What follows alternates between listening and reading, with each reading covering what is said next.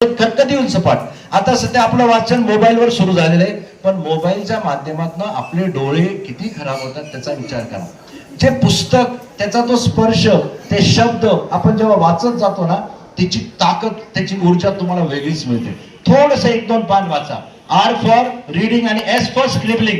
Scribbling म्हणजे काय? आदल्या दिवशी ज्या ज्या गोष्टीमुळे तुम्हाला त्रास झालेला आहे त्या गोष्टी मी करणार नाही असं लिहून टाका.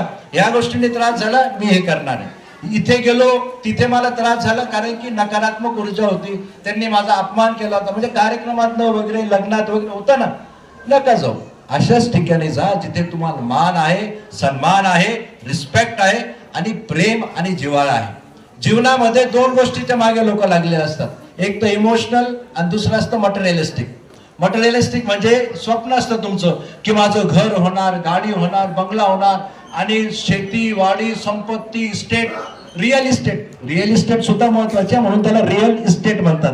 बाकीची इस्टेट नाही, रिअल इस्टेट म्हणजे प्रॉपर्टी होणार. परंतु हे मिळवतानाही कष्ट आहेत, हे मिळवतानाही टेन्शन आहे आणि एवढं मिळवल्यानंतर ते सांभाळतानाही टेन्शन आहे. परंतु हे जर तुम्ही इमोशनल ऍसेट जर एकत्र केली म्हणजे नाते, गोती, मित्र. आज तुम्हाला बघा, सकाळी तुम्ही निघताना किती छान तयार होऊन निघाले. आज तिने संजनाने सांगितलं ना की आम्ही निघताना खूप चांगलं तयार वगैरे होऊन निघालो.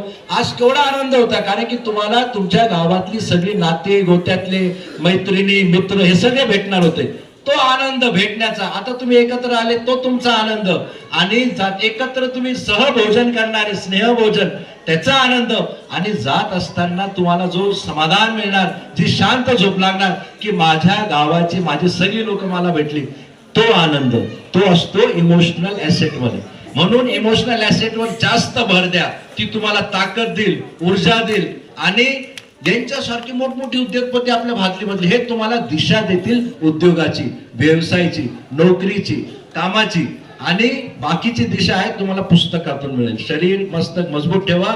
म्हणून जाता जाता एवढंच म्हणेन की हमने सोचा ही नहीं था कि हालात बदल सकते थे, गिरते गिरते भी कई लोग संभल सकते थे, हम थमे रहे झील के पानी की तरह, दरिया बनते तो बहुत दूर निकल सकते थे, बहुत दूर निकल सकते थे. असे दर्यादिल भरत भाऊ आहेत, नरेंद्र भाऊ आहेत, तुम्ही सगळे तुमच्यातले प्रत्येक जण आहेत, सगळे एकत्र या, दर्यादिल व्हा आणि तुमच्या जीवनातल्या सगळ्या गोष्टी तुम्ही साध्य करा. एवढ्या शुभेच्छा देतो भादलीकरांना. जय भादलीकर, जय हिंद, जय महाराष्ट्र.